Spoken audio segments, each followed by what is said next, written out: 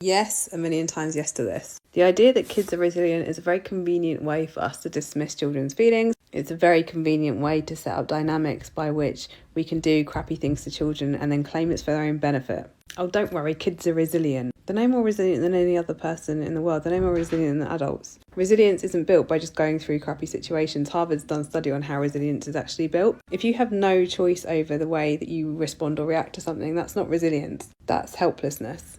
I remember thinking, I went to Disney back in January. I hate roller coasters. And I went on Crush's coaster, which I thought was going to be maybe like a little baby coaster. No, it wasn't. It was hell. I am a massive wuss. Anyway, so we got off and I got off the front carriage and my boyfriend got off the second one, and he walked out and he already knew that I would have hated it. And he said to me, "How did you cope with that?"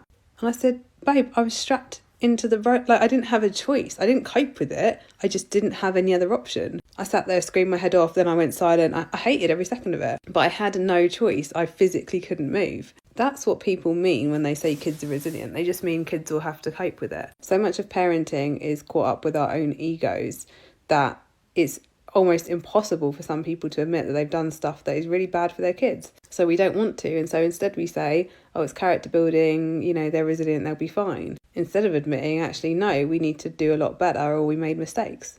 I couldn't agree with this more.